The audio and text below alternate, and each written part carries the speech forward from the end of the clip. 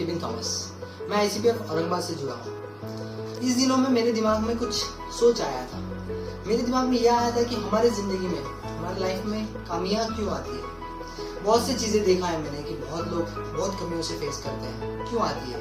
तो मैं Bible read करते गया तो मुझे एक जॉन चैप्टर 9 में मुझे एक चीज मुझे टच किया। जब हमारा परमेश्वर खेलने निकले थे अपने चेलों के साथ, तो उन्होंने एक अंधे व्यक्ति को देखा।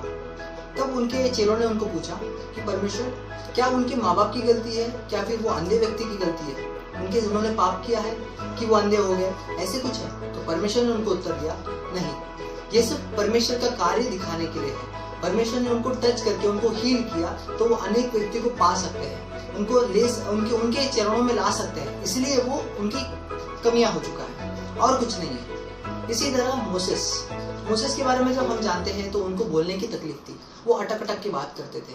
जब परमेश्वर ने उनको बोला कि फारो के पास जाके बात करो, तो उन्होंने परमेश्वर को बोला कि नहीं परमेश्वर, मेरे में ये कमियां हैं, मैं नहीं बोल सकता हूँ, मैं अटक के बात करता हूँ, मैं कैसे बोलूंगा। परमेश्वर बोले, बेटा तुम जाओ, मैं तुम्हारे भीतर रह के तुम्हारे लिए मैं वर्ड्स दूंगा, तुम्हारे अंदर रह के मैं बात करूंगा। इसी तरह मोसेस को हिम्मत मिली और वो आगे बढ़े। उनकी कमियों को परमेश्वर ने यूज किया और उनका स्ट्रेंथ बनाया, ताकत बनाया। इसी तरह अपनी लाइफ में भी बहुत से कमियां आती हैं, लेकिन हमें डरना नहीं है, हार नहीं मानना है, अपने परमेश्वर के पास जाना है और हिम्मत से बात करना है, वो हमें ताकत देगा।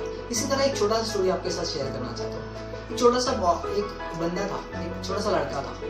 वो बचपन से उनको लेफ्ट हैंड नहीं था। वो लेफ्ट हैंड नहीं होने के कारण बहुत सी परेशानियां झेला उन्होंने, बहुत से दोस्तों से हंसी मजाक किया उसके साथ। वो बड़ा होते गया तो एक दिन वो चलते जा रहा था साइड से, तो उसने एक टीचर को मार्शल आर्ट सिखाते हुए देखा। तो उसके दिमाग में आया कि मैं क्यों नहीं सीख सकता हूँ ये चीज।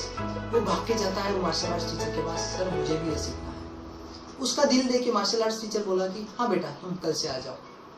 सर मेरे पास लेकिन हाथ तो नहीं है, एक हाथ नहीं है। मार्शल आर्ट्स टीचर बोला कोई बात नहीं बेटा, तुम कल से आ जाओ। मार्शल आर्ट्स टीचर बोलता है कि ठीक है, वो मान लेता है और दूसरे दिन उसके पास जाता है। उसने बोला कि बेटा तुम्हें बस इतना करना है कि मैं जो बोलूंगा वो तुम्हें करना है। वो एक मूव बता देता है कि बेटा तुम ये कर लेना। वो उसका प्रैक्टिस चालू कर देता है। वो मूव एक दिन करता है, 15 दिन करता है, 1 महीना करता है, 2 महीना करता है। उसका 2 महीने के बाद एक टूर्नामेंट भी होता है, लेकिन उसका मार्शल आर्ट टीचर उसको कोई अलग मूव बताता नहीं। वो इधर उधर देखने के बाद उसके फ्रेंड्स, उसके जो साथ में के बच्चे रहते हैं, वो अलग अलग मूव्स करते हैं। वो परेशान होता है। मार्शल आर्ट टीचर के पास जाता है, वो बोलता है सर ऐसे क्यों करते हैं आप, मेरे पास एक हाथ नहीं है इसलिए आप मुझे एक ही मूव सिखा रहे हो, बाकी सबके पास सब कुछ है तो आप सब सिखा रहे हो, ये गलत है। तो मार्शल आर्ट टीचर एक छोटा सा स्माइल देते हैं और बोलते हैं बेटा तुम फिक्र मत करो, मैं जो सिखाऊंगा तुम वो करो, बस तुम्हारे लिए जो अच्छा हो मैं वो कर रहा हूँ। वो बंदा आधे दिल से, मतलब पूरा खुश नहीं रहता है, लेकिन ना खुश होकर निकलता है और प्रैक्टिस अपना दिल से प्रैक्टिस करना चालू करता है उस दिन। फिर उसके बाद वो कंटिन्यूस वही प्रैक्टिस करते रहता सिंगल मूव पे। उसके बाद 2 महीने के बाद उसका टूर्नामेंट का दिन आता है। उसका फर्स्ट राउंड होता है, वो एक ही मूव पे उसके ओपोनेंट को हरा देता है। ऐसे राउंड बड़े रखे उसने सारों को हरा दिया रहता है। फाइनल राउंड जब आता है तो वो लड़का, एक बड़ा सा बंदा, उसके अगेंस्ट जो ओपोनेंट रहता है बहुत बड़ा, हट्टा खट्टा, सारे सबको हराने वाला एक बंदा, वो आता है। ये बंदा थोड़ा सा डर जाता है, ये बंदे को सब कुछ आता है, मैंने तो कुछ भी प्रैक्टिस, मेरा सिर्फ एक ही मूव का प्रैक्टिस है, बाकी कुछ भी मूव का प्रैक्टिस नहीं है, मैं कैसे जीतूंगा।